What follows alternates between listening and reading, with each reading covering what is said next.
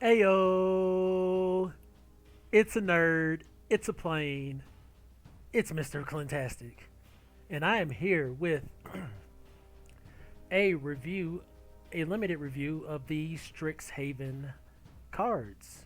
It's that time again, that time of year. So let's turn that down. Not sure if people like having a little music, but actually, I need to see how loud that is, anyways. Hope everyone has been doing well. I'm finally getting my setup back together so you can see this lovely mug. Hope everyone has been doing well. I'm finally getting my setup back together so you can see this lovely mug.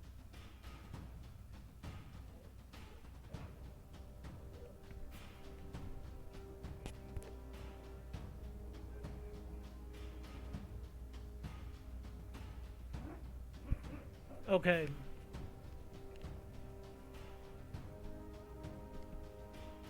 if I find that that's just too loud, someone please just let me know.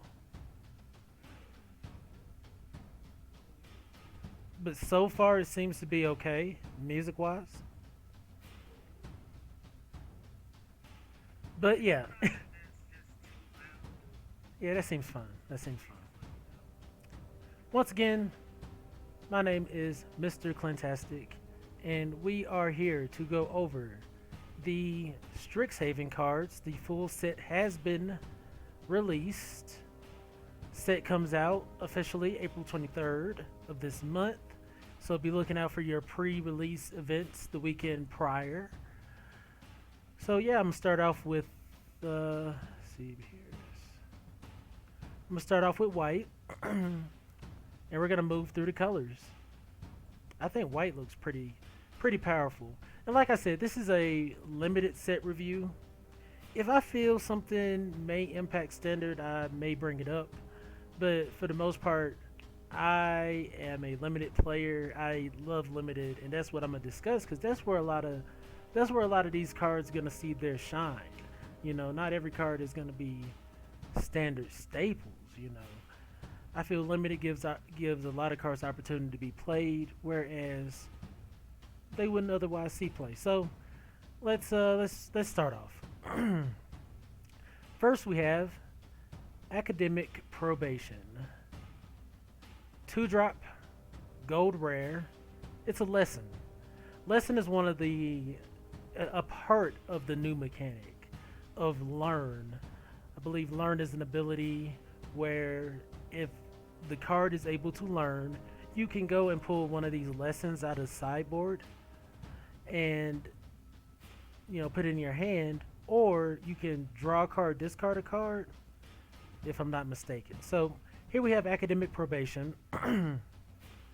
Two drop, gold rare, lesson, sorcery. Choose one. Choose a non-land card name. Opponents can't cast spells with the chosen name until your next turn.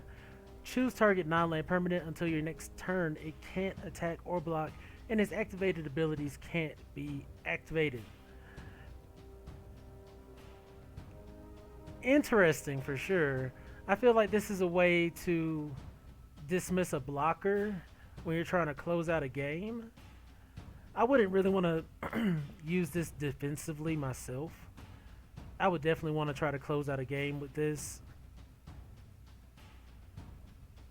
I wouldn't see myself first picking it either, but I would have to see all the rest of the cards in the set to really get an idea of how powerful this could be. You'd much rather see this on like an enchantment, right? Right now, I don't know. I'm not giving it a high grade here. I don't even know how much grade cards. I guess one out of five. One being the worst, five being the best. Yeah.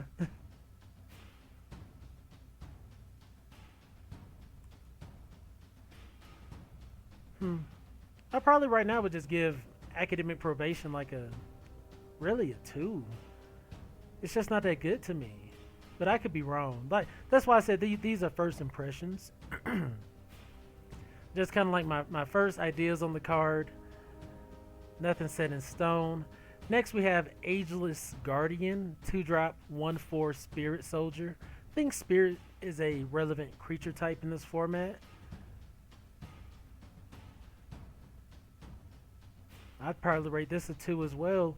It's okay, but it's not something I care about. I think like for a card to be like a 5 to me, for instance, it would have to be like first pickable, something that I want like every time I see it. Next we have Beaming Defiance, 2-drop instant. Target creature you control gets 2/2 and gains hexproof until end of turn. I like this card. The hexproof is very relevant, especially on top of the 2/2. This can help close out games. I find it to be a little bit better than the last couple of cards we've seen so far. I would definitely put it in like a 3 range.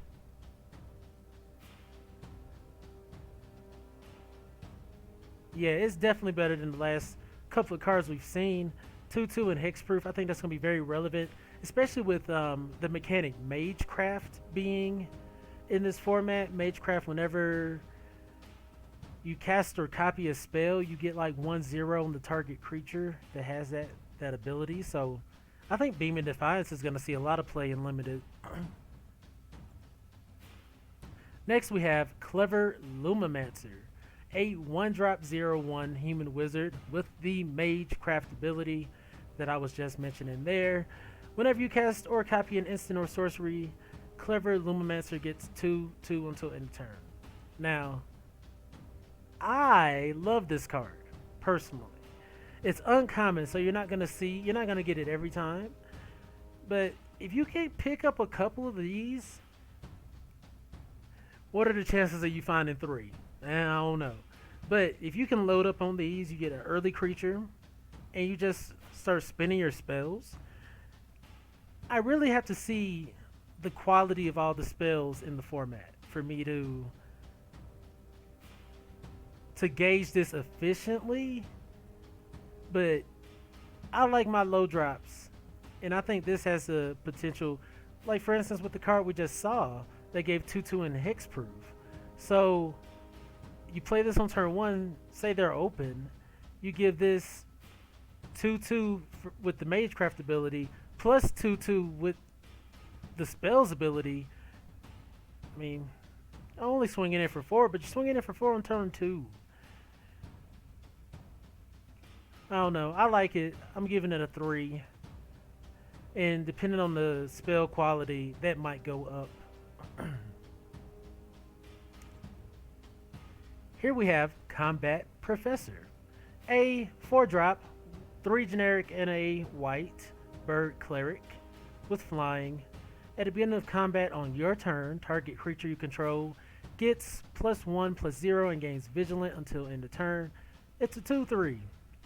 Okay. I think it's playable. Kinda wish it was a 3-drop, right? But it does give an ability every turn, and you can move that ability. And it's not just 1/0, it also gives the creature vigilance, which could be very relevant when you're racing. Vigilance is a very powerful ability. I'm gonna give this a 3 as well. I'm not seeing this as something I want to just first pick off top. It's okay. Great ability, but once again, it's something I'm just gonna have to see more of the set. And I'm pretty sure as the set goes on, I'll probably rate the cards a little bit better than I'm rating them now. So that's once again why these are first impressions. So next we have Defend the Campus, a 4-drop, 3 generic and a white instant. Choose 1. Creatures you control get 1/1 until end of turn. I think that's going to be very powerful with Magecraft. Also, destroy target creature with power 4 or greater. This card is great. I like it. Um, there's a chance there's not a lot of 4 drops in the set, but just knowing that we have the Elder Dragons off top, this can destroy the Elder Dragons. Well, no, there's one that's a 2/5, I believe. It can't destroy that one, but for the most part, it's destroying a lot of the dragons. Also, it works well with Magecraft. You can pump your squad, trigger Magecraft for further damage. I'm gonna give this a 3.5 just because I gotta see how many relevant 4 drops there's gonna be and how many like cards in white are gonna be triggering this Magecraft ability to make them even more potent. But I think this could be really good if you know what you're doing. Next we have Detention Vortex.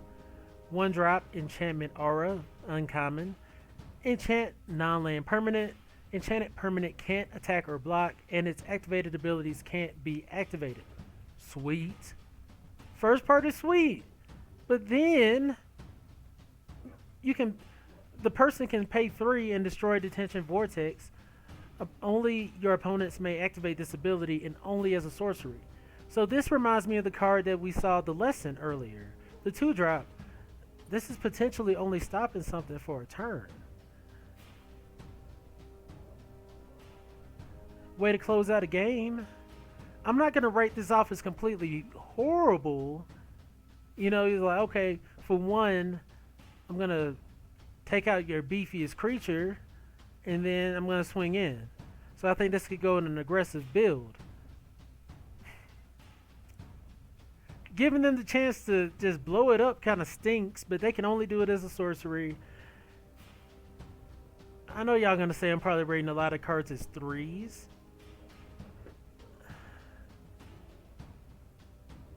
I just don't know. I feel like this is better than a 2, though. I'm going to give it a 2.5.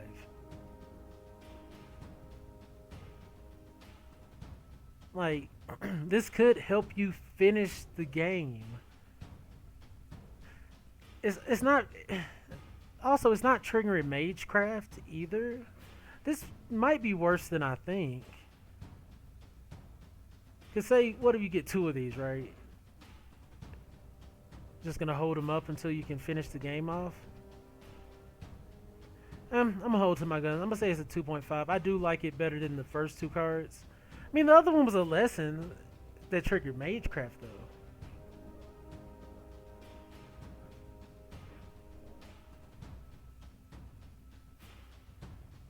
Maybe this is a 2. I'm going to make this a 2. It could be a 1.5. The other, like, you got to think about some cards in the context of the entire set. And the other card being a sorcery is going to be really relevant for Magecraft. Next, we have Devastating Mastery.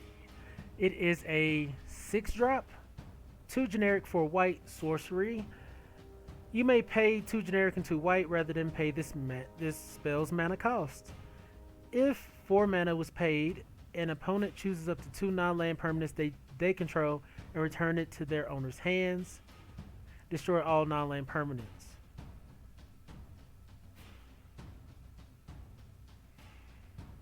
I mean, it's a board wipe. In limited, this is going to be a bomb. I'm going to give it a 4 right off top.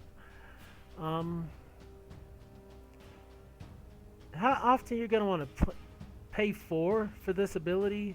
Give them the chance to bounce a couple things. That's more of a tempo play, and I can see it being done. This could be, in my opinion, a 4, 4.5, but right now I'm just going to give it a 4 because it is a high mana cost otherwise.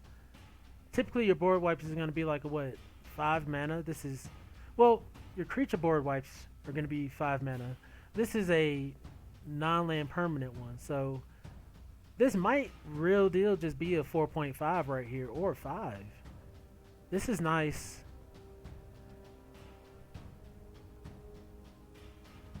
I'm going to give it a 4 right now, but that could go up. And even the 4 ability, like I said, that's a tempo play.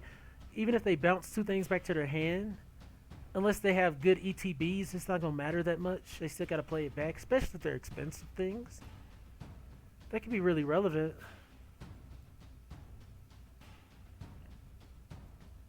Next we have Dueling Coach. 4-drop, 3 generic and a white. There's a lot of 4-drops in white. This is a creature, human monk, uncommon. It's a 2/2. When Dueling Coach ETBs, put a 1/1 counter on target creature. For 4, you can pay 5 for generic and a white, tap it, put a 1/1 counter on each creature you control with a 1/1 counter on it.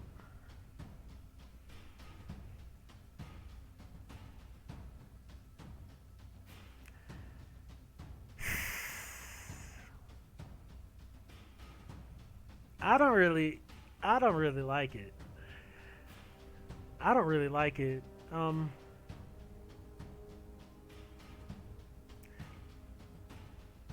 I know it's in white, but a 4-drop 2/2. Throw flying on this, and I'm way higher on it. But just on the ground, eh.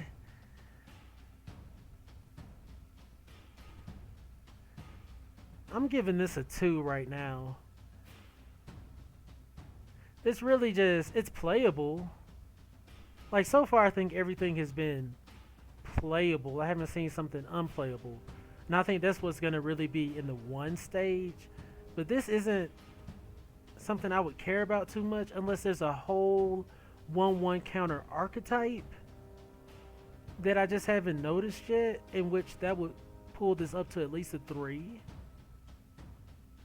But I don't think it's never going beyond that. Next we have Eager First Year. 2-drop, 1 generic, 1 white human wizard with Magecraft. Whenever you cast or copy an instant or sorcery spell, Eager First Year gets 1/0 until end of turn. So I'm not going to be saying that over and over again. I'll just trip over the whole paragraph. But this is a 2/2. After seeing the other card, the 0/1 with Magecraft, I think this is great. I think both of those cards are great. I'm seeing, and this is common, which I think makes it a little bit better than the 0/1 and uncommon, because you might see more of these, can build around them a little bit better. Although the other one does give 2/2, so Magecraft is going to give different abilities or different values. But I think Eager First Year is great, especially if that's the archetype you're going into in white. I'm going to give it a 3. It could probably go up to 3.5 actually. I really, for an aggro deck, this is going to be great.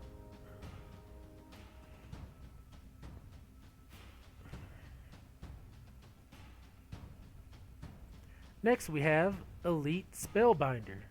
2 generic, 1 white human cleric with flying. It's 3/1. When it ETBs, look at target opponent's hand. You may exile a non-land card from it.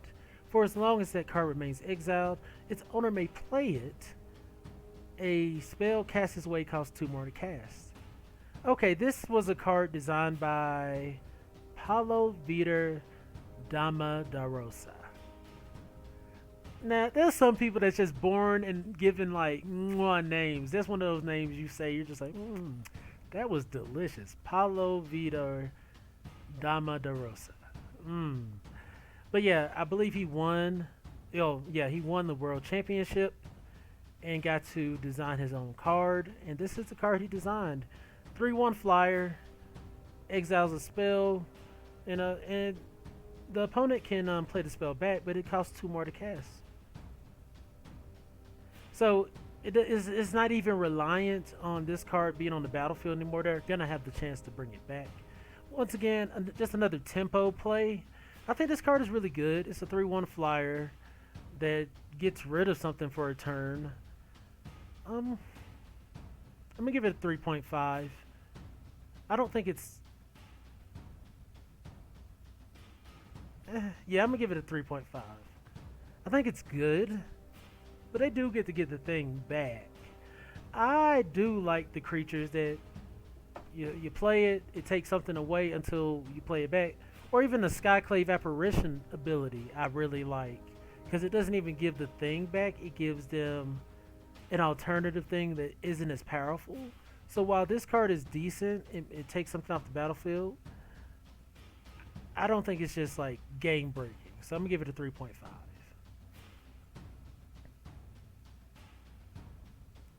I probably should be keeping these notes. I'll just go back through the video.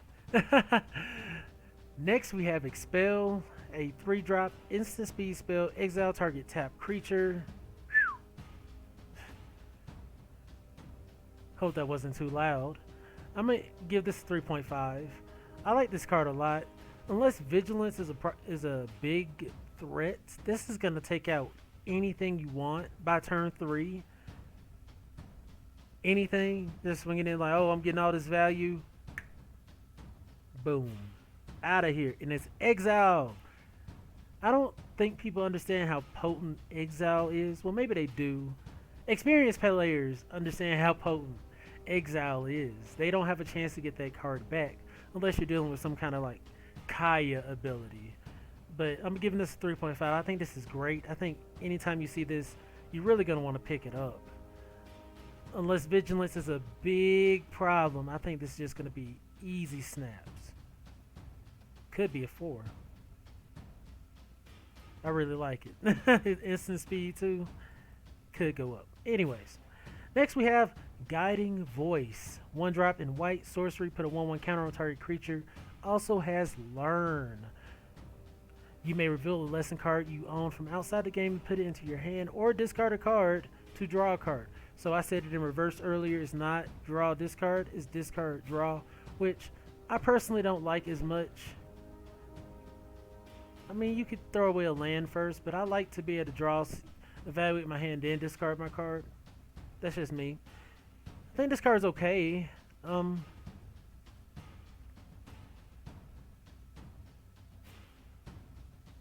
Still kind of, I feel like it's playable, but it's still kind of in the 2 range for me. It puts a counter on a creature and allows you to loot or rummage or get one of your cards out the side. This could be better than I think.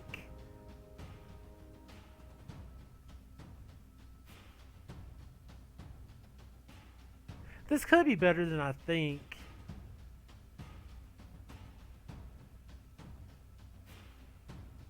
This might be a 3.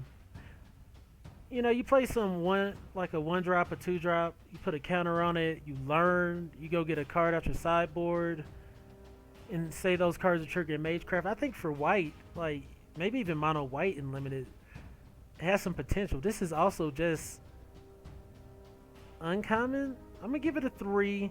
That really could go up or down. It's kind of average to me. Surprisingly, because it's just put in a 1/1 counter or something, but that learn ability attached to it, I think is pretty potent. Next we have Leonin Lightscribe, a 2-drop, 1 generic, 1 white cat cleric with Magecraft, 2/2. It gets 1/1 for its Magecraft ability. And wait, whenever you cast or copy an instant or sorcery spell, creatures you control get 1/1 until end of turn. Creatures, okay. I'm definitely giving this like a 3.5, and this could go up to a 4. I think this is very powerful here, especially for your white deck. It gives all of your creatures 1/1, and say your other creatures have Magecraft as well.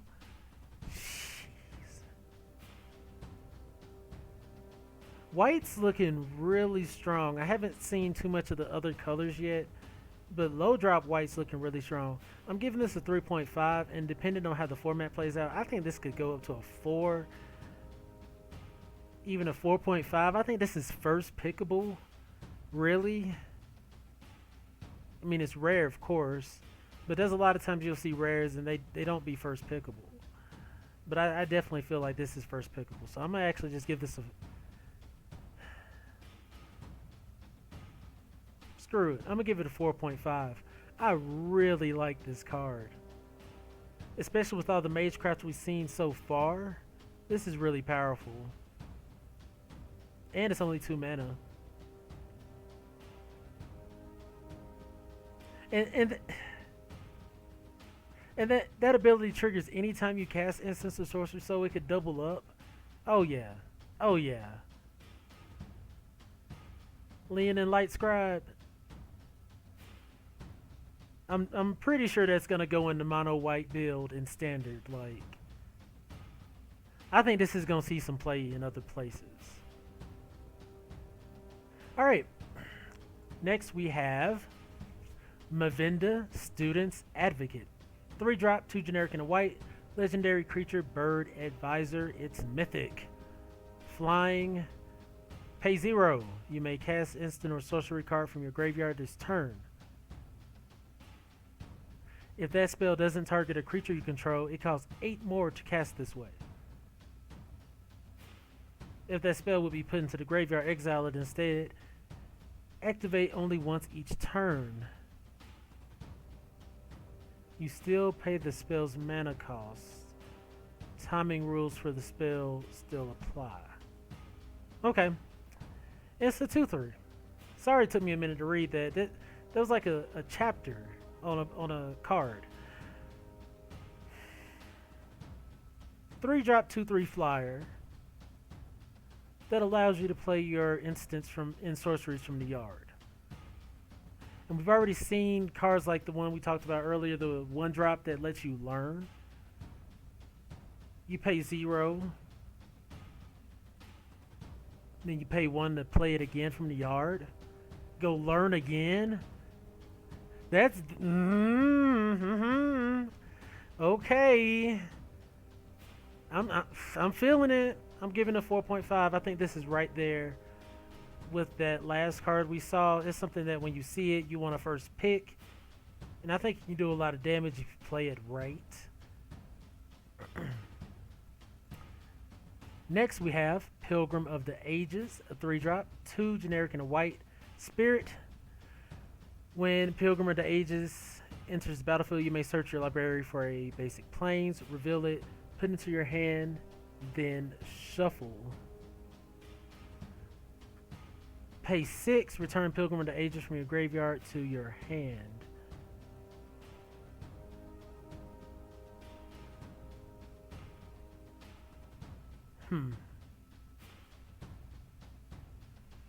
I like it. Sorry for the delayed effect. I thought an emergency was happening. But yeah. 2/1 goes and gets the plains. And then you can get it from the graveyard, bring it back to your hand. So I think this would be better for you. There's some if there's some sacrifice effects, I think that'd make it way better. So you can play this, get a plains, sacrifices for value. Later in the game, you get it back, get a 2/1, get another plains. Not saying that's going to be the greatest value, but I think it'd be interesting. I'm going to give it a 3. It's average. Next we have Pillar Drop Rescuer, a 5-drop, 4 generic and a white. Spirit Cleric. Flying, when it ETBs, return target creature card with mana value 3 or less from your graveyard to your hand. It's a 2/2. I like it. I think it's average. 5-drop, 2/2 flyer, but it does give you something back from the yard. It could even give you the card we just discussed. I think it was a Pilgrim or something. It's gonna take me a while to get used to these card names, but yeah, I think this card is great. I'm gonna give it a 3 for now. I don't think it's something that's first pickable, especially being a 2/2. Like if this was even a 3/3, I think it'd be a little bit better. But yeah, we're going to give it a 3 for now. It's okay. Next we have Professor of Symbology. 2-drop, 1 generic, 1 white, core cleric. When Professor of Symbology ETBs, you learn. It's a 2/1.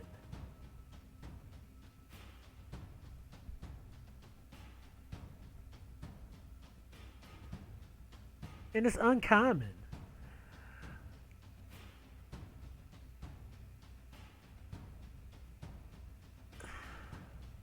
I mean, I guess it's a 3. It's average. It's a 2-1 for 2. It gives you a little bit of value, but it doesn't have first strike. It doesn't have magecraft. I'm not really a fan of this card. And I could be wrong. The learn ability attached to it could be super potent, but it's not something I'm ever gonna actively go after unless unless it just comes up for me for free. I'm gonna give it a 2.5. I think this is slightly below average for what we've been seeing. Next we have reduced memory, 3 cost, 1 generic, 2 white, lesson, sorcery. I wonder are all the lessons sorceries. Should have looked that up. But you exile a non-land permanent. Its controller creates a 3/2 red and white spirit creature token.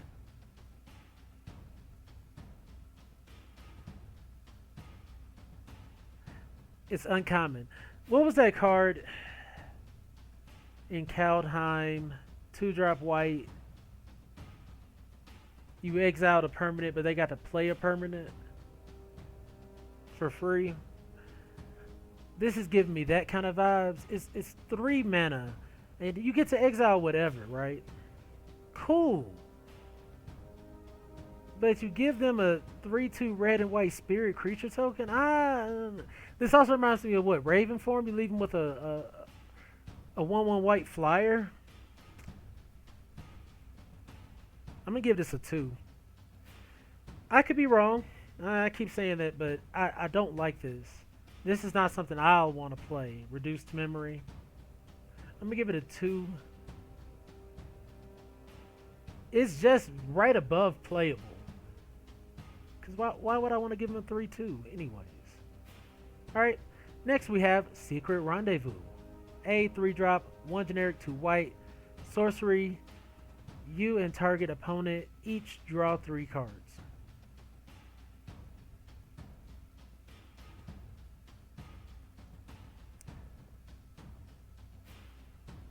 One. One. My goodness, it took a minute for that to process. No, you and target opponent each draw 3 cards? Who, what, when, and where, and why? No, I'm not doing that. Me? Pay 3 to give us 3 cards? No. Nope. 1. Don't play that. In limited, even if you want the card value, don't play that. It's not gonna work out for you because you're paying 3 to get 3 cards. Your opponent paid nothing. Dud. Next we have Semester's End, a 4-drop, 3 generic, and a white instant. Exile any number of target creatures and or planeswalkers you control. At the beginning of your next end step, return each of them to the battlefield under its owner's control. Each of them enters the battlefield with an additional 1/1 counter on it if it's a creature and an additional loyalty counter on it if it's a planeswalker. Yay! Yorion on an instant. Wait, more powerful Yorion on an instant. It doesn't bounce enchantments or artifacts, but it can reset your walkers. It's going to be great with creatures with ETBs. And it's going to put a 1/1 counter on everything. This is probably going to slide into some Yorion decks already. Now, in limited, you're going to want to have some good creatures with ETBs on. I mean, it could be a pump spit. It could be a way to, like block off some significant damage, like with some chumps, right?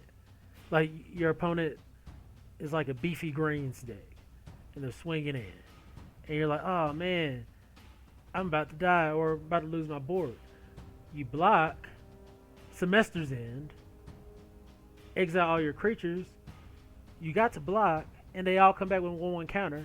And unless your opponent had vigilance, they're open for attack. Small window, but I feel like there's a lot of scenarios where this might be okay. I think this is slightly above average. I'm gonna give it a 3.5. For limited, could be a 4. I just got to see how the 1, 2, 3 curve out is looking across colors, because you could splash this. It's only 1 white mana. Yeah, because Magecraft doesn't have anything to do with ETBs, so we'll really have to see what creatures have ETBs, and will semesters in go from being like a 3.5 to something higher. Next we have Show of Confidence.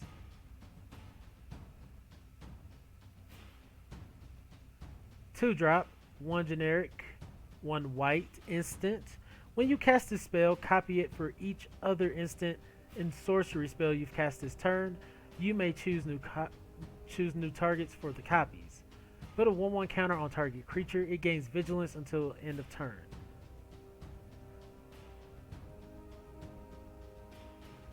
I'm gonna get with you in 1 second, Kiwi. I like this card a lot. Isn't this like a pseudo storm effect? You cast the spell and then you cast this, and then you got 2 of these.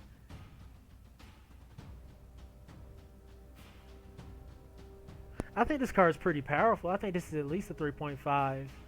Really, especially what we've been seeing with the Magecraft abilities.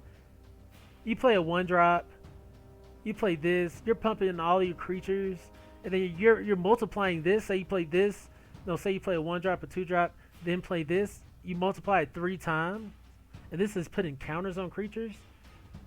I think this is definitely playable. Definite 3.5 to 4. I like Show of Confidence.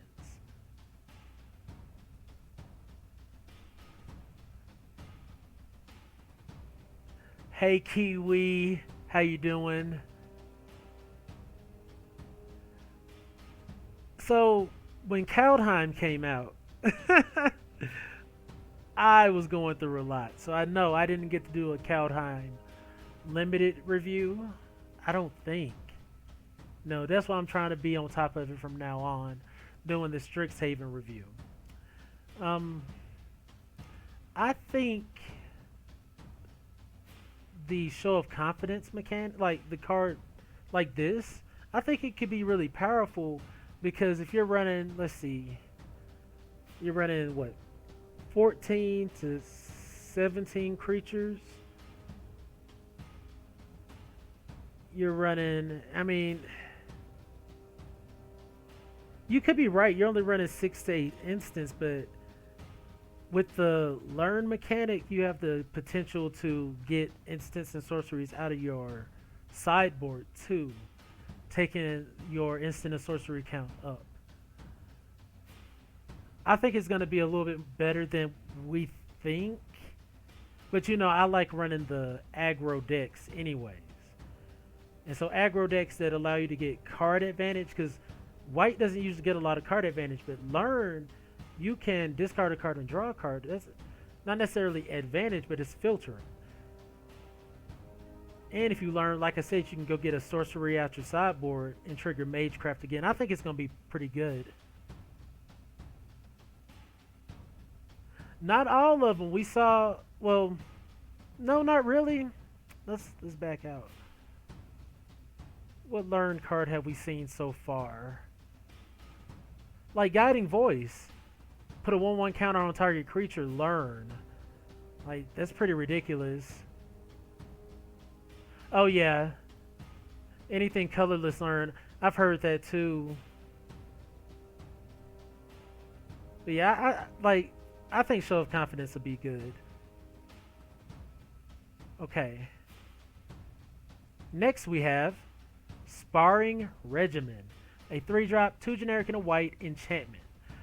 When Sparring Regimen enters the battlefield, you learn. Whenever you attack, put a 1/1 counter on target attacking creature and untap it. Ooh-wee. Ooh-wee. This looks really good. This is automatically, in my opinion, a 4.5 or a 5. I think in any aggressive build, you're going to want this. A 1/1 counter is so much better then 1/1 until end of turn. It makes it a permanent threat. This also has the learn ability on it, which you can either go to your sideboard and get something, or you can discard a card, draw a card. Oh my gosh. I think this is a 4.5 or 5, like easily first pickable. You put you have some evasive threat sets swinging in. Oh my gosh. And you untap it, which makes it pseudo vigilant. It's not vigilant, but it makes it pseudo vigilant, which I think is very relevant. Especially from some of the cards we've seen, like 3-drop that exile target tap creature. So yeah, I really like Sparring Regimen. Alright, next we have Star Pupil. 1-drop human wizard. Star Pupil enters the battlefield with a 1/1 counter on it. It's a 0/0 though. When it dies, put its counters on target creature you control. So that's worded in a way, if this gets more counters on it, you know, 2, 3 counters, 4 counters. When it dies, you move those counters somewhere else. There's a artifact that is similar to this. They got some play. So I think that could be... I think this is playable. I think this is average, like a 3. But the fact that it's a 1-drop... I mean, it's just really a 1-drop 1/1. Maybe it's a 2.5. It's not really that great. It's not giving you a ton of value over time, and you'd have to support this to make it better, like put more counters on it and hope for it to die. I'm gonna give it a 2.5.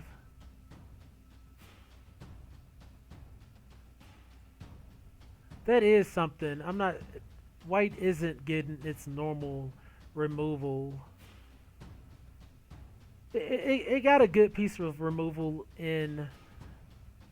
It has a gold rare board wipe, devastating mastery. It has Exfil, and we're not done with all the cards just yet. Next we have Stonebinder's Familiar, another 1-drop in white, Spirit Dog, uncommon. Whenever one or more cards are put into exile during your turn, put a 1/1 counter on Stonebinder's Familiar. This ability triggers only once each turn. That's not that good to me. I mean, this goes with Foretell, but Foretell's not in this set. I'm gonna give this a 2.5. I think it's... Or no, I'm gonna just give it a 2. It's really just a 1/1 for 1. It's playable, but it's borderline not even worth it. It could really go down to unplayable, even though it's uncommon.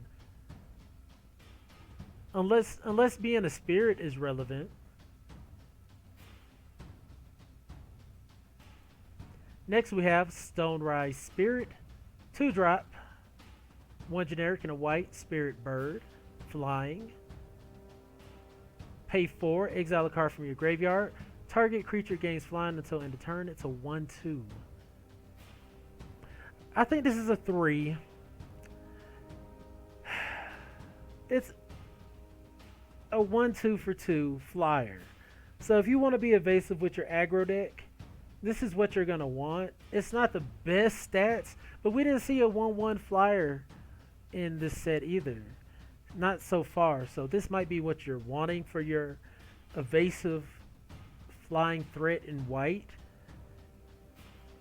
Flying threats in white might actually go up in value just for being flyers. Not really seeing a lot of those. Strict Proctor, a 2-drop, 1 generic, 1 white flyer. Whenever a permanent ETBs causing a triggered ability to trigger, counter that ability unless its controller pays 2. It's a 1/3. Okay, what was the other card that did that? It's still in standard, I think. Man, I can't think of it. Yeah, I can't think of it, but it restricted ETBs. This doesn't completely restrict them. It allows the ETB to occur if they pay 2. I think this is great simply for the fact that it's a 2-drop flyer, a 1/3, slightly better than the flyer we just discussed. And it might stop some of your opponent's abilities. They can still do it. I'm going to give this a... I don't really want to give it a 3.5 because it's not like amazing, but it might get it might have to get a 3.5. Being in white, having its stats, especially if red is not doing 3 damage, but I'm gonna give this a 3 for now. Honestly, I really feel like it's on par with that bird we just said, even though it just has 1 extra toughness. Next we have Steady Break. 2-drop, 1 generic, and a white. Tap up to 2 target creatures, and you get to learn. I think this is great. Once again, tempo play. That's what we're seeing out of white. We're not seeing a lot of like permanent removal. We're seeing, all right, we're gonna take this away for a turn, just timeout cards. And I think that's okay, especially a card like this. Tap up to 2 target creatures. You do it before they attack in, give you a good attack for your creatures. This can trigger Magecraft at instant speed, and it triggers Learn at instant speed. So I think this card is really, really good. I'm going to give it a 3.5. I think this is great. It'll go down in value in multiples. I think the most you'd want is like 2. Maybe 3, but yeah, I think first impression, I think this card is a great card. And last in mono white, we have Thunderous Orator, a 2-drop, 1 generic, 1 white core wizard with vigilance. Whenever it attacks, it gains flying until end turn if you control a creature with flying. The same is true for First Strike, Double Strike, Death Touch, Indestructible Lifelink, Menace, and Trample. It's a 2/2. This is getting a 4. And this is just uncommon. This is crazy. This card is magnificent. It already has vigilance. And if you have any abilities on any of your other creatures, it just nabs them up. Yes. This is, to me, like in instant 4, maybe 4.5. Like, yeah, I'm gonna give it a 4.5. I think this is first pickable. You play this, you can give it any of these abilities. Oh man, oh man, that's gonna be nasty. Thunderous Orator is nasty. All right.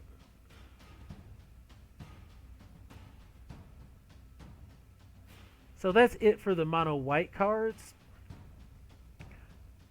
Overall, I think mono white got some gasoline. Cards you're going to want to look out for, because you're going to want some removal, right? You got Defend the Campus, destroy a target creature with power 4 or greater. I think this is going to be pretty relevant. You'll want a couple of those, especially since it has the modality to it. You can either give all your creatures 1/1, triggers Magecraft, or destroy a creature. I think that's really powerful. You got Devastating Mastery. This, after seeing what white has, this is definitely a 5. You're going to want to pick this up if you see it. It's just a way to destroy everything for 6 mana. Yeah, definitely a 5. Expel. It's up there. I'm going to give it... I really forgot what I gave it original. But I feel like it's at least a 4. Exile target tap creature. And it could go up. I'll probably run a lot of these. Because it's not dependent on power or toughness. It's not dependent on anything but being tapped. And there might be ways to tap creatures in other colors. We'll have to be on lookout for that. But I think Expel's pretty potent. Elite Spellbinder, it's there for removal. So white has some removal, but I feel like for the most part it focused on a lot of aggression, kind of beating face,